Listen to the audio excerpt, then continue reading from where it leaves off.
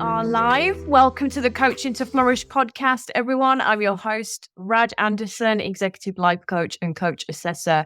And I'm here with John Andrew Williams, who is the founder of Coach Training EDU.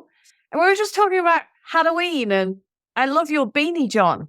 I'm a lumberjack, kind of ish. I'm a person from a cold climate today.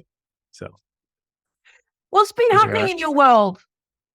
Lots of website revision work, that kind of fun stuff, and getting a little bit more into, books, dusting off a couple things for a couple classes around business building, leadership, things like that are kicking off in January.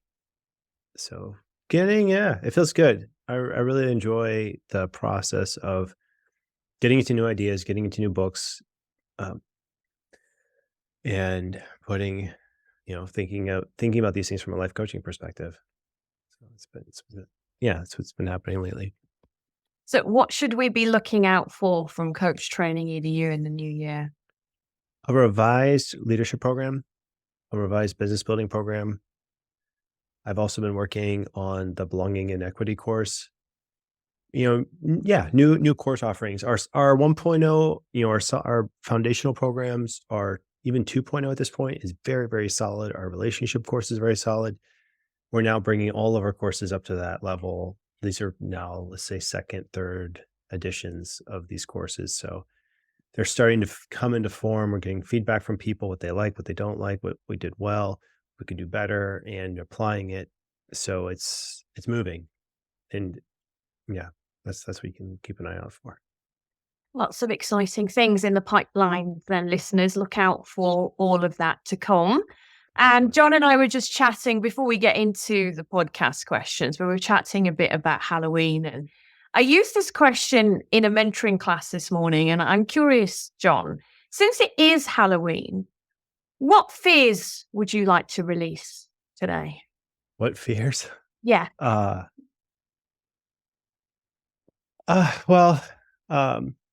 We have a 16-year-old daughter who's in Mean Girls, and she's playing Regina, and it's amazing. I mean, she's slaying the role, and it's lovely.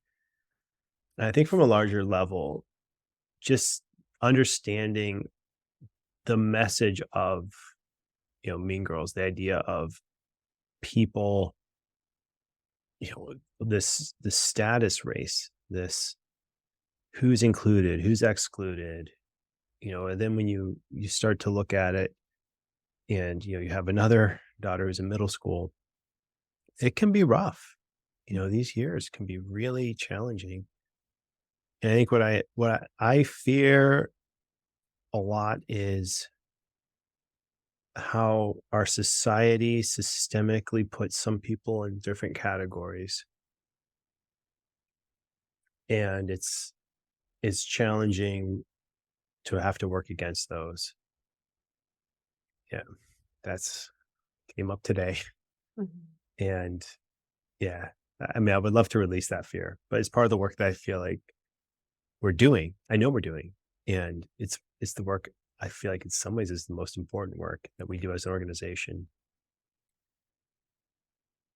Yeah, maybe a little heavy for a sunny afternoon. Well, thank you, John. But as you said, important work happening around this, isn't it? On inclusion and belonging, and even some new things that are coming, as you said, in the new year. And I think when I'm talking to coaches as well, fears around those kinds of things can come up around their belonging and what space do they belong in. And perhaps they have the imposter syndrome. The imposter syndrome showed up a few times this morning in the class around this is a fear that I'd like to release. So I have some questions that potentially connect with that. Are you good with me getting into it? Or let's go. I love it, Raj. Yeah, thank you. Okay. So we have some questions from new coaches. Coaches send questions into us. So if you're listening, you got a question, send it in to us. And a little bit of a discussion today on giving advice, especially if you're a new coach and you're trying to balance this space of what is your value add and staying in coach mode. So giving advice and also how much of yourself can you bring into coaching? So I'm just going to read this out to you, John, and see what your thoughts are. Is there ever a space in a coaching session where it's okay for a coach to share some advice if the client has made it clear they hope you should be sharing advice along the way? If so, how do you determine the appropriate time and a way of inserting nuggets of advice without stealing agency from your client? It's a two-part question, but I'll stop there for now. Mm-hmm. I think the answer is the same whether or not clients ask for advice or not. And I think the magic of coaching is that a coach doesn't go to giving advice first. That's not the first stop in a coach's profession. The first stop is curiosity. And when you're really over there with the other client, listening in deep level 2 listening, and you're actively curious about the life of the other person, I find the most useful thing is to ask them a curious question that they have not yet considered, and use the advice giving as an opportunity even to explore what is their nudge towards asking for advice. Where do you know that you need to, and it doesn't have to be like a punitive thing or something as negative, like, oh, why do you feel like you need to get advice? Or don't you have it in yourself? It's not that. It is, you could ask it in a very curious way of when, like, what's that nudge? What's that whisper that says, no, you should probably get another voice in this? Or what's that whisper that says, no, you can trust yourself on this? What's that whisper saying right now? And you can get curious about even the process of asking for advice. So that's where I'd go first. I'd always there. In terms of giving advice as a coach, I know that times in training, I've told people absolutely don't do it. Just stop, just let it go, and I still think it's useful as a coach to try doing coaching sessions without giving any advice. Just as a pure exercise of what does that feel like? Because in every other profession in our lives, people give advice. It's a knowledge basis of giving value. And that, I'm not saying that that's an invalid thing at all. That is useful. It's very useful to give advice, to give knowledge. Like that's a thing. But is it necessarily coaching? No. It's not what the coaching profession is built on. The coaching profession is built on the idea that the clients are naturally creative, resourceful, and whole. They have all the resources within them. A coach's job is to give them curiosity and space to process what they need to process. That's our job. When you give advice, you short circuit that. And the meta message is you need an outside person to give you the piece of knowledge that you need in order for you to accomplish what you need to accomplish. Whether the advice is the very best advice in the world or not, that meta message comes along with every piece of advice that we give. All of that being said, if you as a coach absolutely feel like you need to give advice or else you're going to just can't take it anymore, give it directly. One sentence followed by a question. I think you absolutely 100% need to exercise. What are your thoughts? I think you absolutely 100% need to find a sleep routine. What are your thoughts? That's it. It's a sentence and a question. That's how a coach gives advice. And you really do want to limit it and only use it if you feel like you absolutely can't deal with it anymore. Yeah. That would be my advice to giving advice as a coach. Great examples and advice there, John. That was very, very helpful. I love that you said the first go-to really as a coach should be curiosity. Okay. And I think what I found, particularly for any coach that's listening who's also a consultant or a mentor, it could be an easy go-to if that is your occupation to just fall into that. Yet, is the client really even looking for advice? That's why curiosity is great, isn't it? And I may have shared this example before, yet I had a client come into a coaching session who I worked with on and off for quite a long time. So she knows exactly how coaching works. And we've designed an alliance and we've revisited that alliance. And she came into the coaching session. We did the check-in, the accountability, and said, "What would you like to focus on today?" And she said, "I just need you to tell me what to do." Mm-hmm.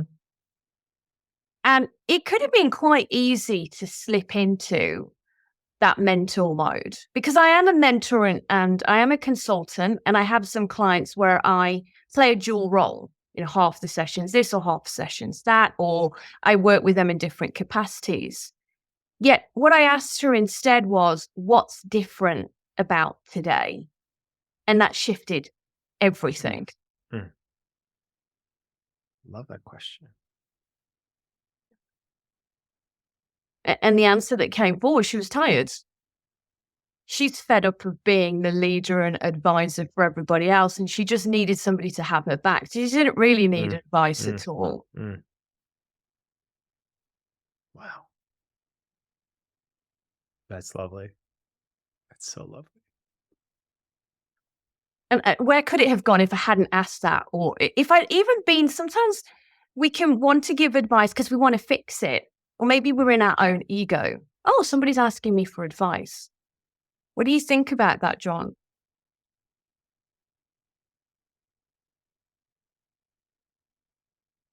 I agree. I think everyone who gets into the coaching profession, it's to help. It's to be a helper. We all want to help. It's human. It's this ability to connect with another person, to feel like you have worth, to feel like your ideas are loved and appreciated. That's a very real desire. And I think when you're in a coaching session and you get the training to not give advice, to stay in curiosity, to be open, be only a sounding board.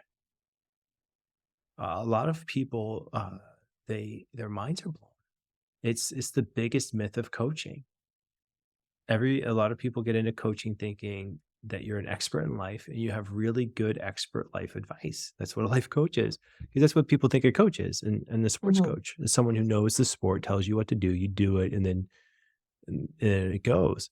But the thing about what coaches do is when you deliver that kind of curiosity, like you just did with what's different about today, it opens everything. It opens up the whole thing. And in order to give really good advice, you have to have all the pieces of information that the person has, or at least a lot of those things. And then there's the ecology of their life. When you change one thing, well, what impact does that have on everything else? We can't predict these things. So if a coach wants advice, they can go to an advisor. They could go to a consultant. They can go to a therapist. These are all very valid, useful professions. This is a useful thing. But our society has these things already. What our society doesn't have is listening, open, curious listeners. Imaginative. I'm gonna imagine I'm you for an hour and ask you the kinds of questions that come to my mind based on the vast amount of experience and knowledge of, these are some of the cutting edge theories in positive psychology. These are some of the what thought leaders are playing with, like this idea of, instead of work-life balance, work-life integration. This idea of, okay, so how is your purpose aligning with your strengths, aligning with what you're doing on a day-to-day basis? How are you connecting and doing self-maintenance, doing self-care, doing even your inner voice? How are you even supporting your inner voice right now? Like these are this is amazing stuff. but it's an inside game, and we're all solo in our own inner worlds, working this out. Having a coach and the curiosity of a coach disrupts the usual patterns of whatever that internal world is thinking. And so when you get a coaching question into that internal world, it shakes it up a little bit. And you go, wow, what is the difference today? Okay. Wow. And then what do you want to do with that? It's just a continual curiosity. You will get someplace amazing if you continue that curiosity. In my perspective, advice tends to shut that down. It shuts down that process. So if you absolutely must, as a coach, feel like you have to give advice, I would try to hold off. And if you need to at the end of a session, then pile it on. Like, that was a great coaching session. And this is what I was like literally wanted to tell you the whole entire time. Like, these are the things. Or you can say, these are the things I want to tell you. Good, I'm done. Now let's focus completely on you again. Like that's, either one. That works. But I would do so only after you've exhausted all of your curiosity. And I would also encourage you to record these conversations you're having with other people, and then listen to it, and then listen what happens to the energy after you give advice. That's what I do. I really love the way you said, imagine I'm you for a moment. And that's the key, isn't it, there as well? Because one of the things we want to be mindful of, what I'm hearing you say, is when we're giving advice as well, that can be from our own lens, our own map of the world, our own perspective, our own values, in terms of what we think would be the right outcome for us, versus imagining what that outcome could be for that person. And that's why we have to be curious about that person and step into their world, because otherwise you are bringing yourself into it and perhaps distorting it, their journey in that way, if you're bringing that advice in. Because what's right for me is not necessarily right for you. We've talked about when I've had a fitness coach before who was not coaching me, was advising me on the things that I should have been doing, or should, in that session. And I remember feeling frustrated when I was in that session, because those are the things that the coach valued, not what I valued, hence why I wasn't doing them. It's awesome. It's so rad. So funny. I've had I've had different people tell me, different coaches I've been paying tell me, oh, do this, do that. I even hired a business consulting coach, and on purpose, like, spent hours, putting all the numbers, all the ideas, all the plans, everything on paper. And then he goes in and goes, oh, this is my advice. This is what I do. And it had very little to do with what I had spent all this time putting it on paper. And I really, my business instinct was saying, do these things. He said, nope, don't do those things. These things come first. And what he said was about half true. He had something there, but it wasn't completely there. And I wasted around 2 months and didn't get to the thing that I wanted to get to until 2 months later, when I realized, no, it's actually quite critical. And I feel like that is the danger of advice, is that you're giving advice to somebody. It's almost like you take them responsibility for the outcome of what happens too. It's just not it's not best practice. Yeah. Yeah, this is a space where you don't have to carry that responsibility. It's actually beautiful that you don't have to carry the burden when you're in better. coaching. It's way better. And you can ask, it enables you to be bolder. What he could have done is said, where is this instinct coming from? What does your business instinct say? What are the steps that you know that you need to do? Why are you not doing them? What about this step doesn't fit into your narrative of your life? What excuse do you always tell yourself? Like, these questions are so, they're so snappy. They're so just there. Yeah, that's what I'd say about that.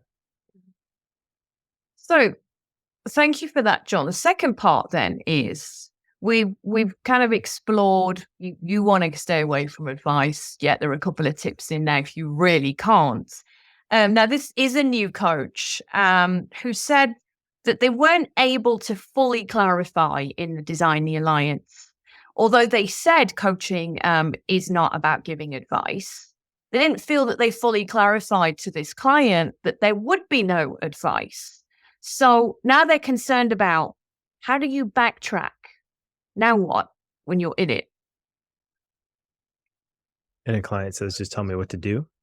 Or they're expecting that from that partnership now going forward. Like they're expecting advice in this kind of thing. I mean, it's a lot like a first-year teacher. Your first year is just horrible. Like, you have no idea how to manage a classroom for real. A lot of first-time teachers are pretty intense on the rules and understand, trying to be all hard and, I don't know, your own buttons come to the surface, things that get you. I feel like this is one of those where coaches have new coaches, myself included. This is 20 years ago too, when the field was brand new, less than 10 years old. I mean, the ICF was less than 10 years old. And the idea of what is a coach, when I tell people I was a life coach, people look at me like, what is that? You don't get that as much anymore, but you do get the myth that, oh, okay, you're a life coach. I've heard of this. Do you give advice? And so that is the prevalent myth of coaching. And the best thing to do is, I think, just again, directly tell people, look, fundamental to coaching is curiosity and questions and space. I am trained to ask you the most interesting questions in the world. I will ask you the most interesting questions in the world. And I will listen to you with the same passion that I would love to be listened to myself. That's what I do. And I will go toe to toe with anybody. And for the most interesting question in the world, competition, let's do it. And in that space, people's inner worlds are disrupted. They're given opportunities to explore avenues, areas of self that they will never in their life have the opportunity to explore unless you ask them these kinds of questions. So whatever you have to do to help your clients experience this, and my recommendation is give them a sample session. Let's do a sample coaching session, 20 minutes, 30 minutes. And let's experience what it's like for me, not to give you any advice, but just to ask you the most interesting questions in the world and see how it affects your inner world and see what happens. See how you like it. If you don't like it, that's fine. But at least you get to experience it. That's what I would do. And I wouldn't spend too much time in Design the Alliance at the beginning. A lot of time people don't even know what it is they want from coaching. I think Design the Alliance is best if someone has already worked with a coach in the past, or they know what coaching is about, or you're maybe session 3 or 4 into a 10-session series. That's when I think Design the Alliance is the most powerful. At the beginning, didn't Henry Ford or someone say, like, if you ask people what they wanted, they would have said, I want a horse that just ran faster or something, rather than like a car. Coaching is the car. It's a completely different way of communicating. People don't even know how to handle that yet until they experience it. So, yeah, I think Design Alliance in the very beginning is a little bit challenging. I would go with doing sample sessions, giving people the experience, asking them, how was it? How would you fine tune that? What was the best question? What did you like? What did you not like? I think Design Alliance at the beginning is an after coaching conversation. Yeah. And you bring people along anyway. Because if they've not experienced that, they're not used to that level of curiosity. They're not used to being curious about themselves.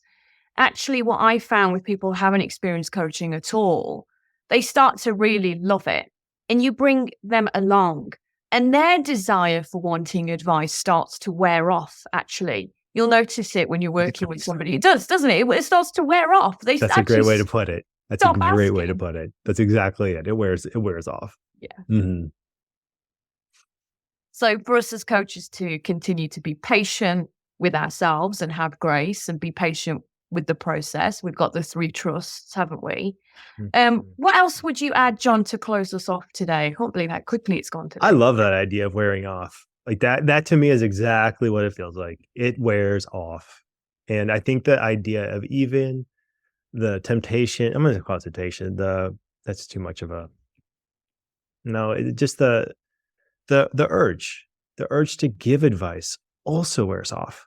Mm-hmm. And if it doesn't, then okay, then there's something here, then that's important. Like it's almost like it goes all full circle, where people, when they start out, the first stage of a lot of coaches, myself included, is I want to make sure that my client in every single session is getting so much value that that whatever they're paying me per hour and the time they're giving me in a session is so worth it to them that I can almost prove logically that this session is worth it. And with that, I want to find a problem, give advice that solves the problem, and prove that the advice I gave them is worth the amount of money they're paying me. Even just saying that out loud feels like an ugh. Like, oh, okay. Oh, that's an ugh. And I did that. Raj, I did that. Me too. I think almost every beginning coach does that. And then there comes a certain point in time when you release that and you realize, I don't have to do that. That's not the game. That's not what we're here for. What I'm here to do is to, again, listen and be curious and ask you the most interesting questions I can possibly ask you, and listen and allow you to come up with insights that you have no other opportunity in your life from gaining except in this kind of interaction. Which would you rather participate in, both as a coach and client? Mm-hmm. And so that's where it goes full circle, right? And so here's the mind-bending thing, is once you know as a coach, you are 100% capable of staying in curiosity 100% of the time, and then you have the urge to give advice, that advice is probably needs to be said out loud. And then you can use the advice as a prompt for curiosity. You can also get curious in yourself, thinking, oh my goodness, I cannot shake this advice. I have to say it out loud. Say it out loud and then ask a curious question. So that's the 3, that's when okay, like, you're breaking the rule, but you're breaking it on purpose. Yes. And you're breaking it not because it's the easiest thing to do, but because it's the most interesting thing to do. That's when that advice on that level is in play.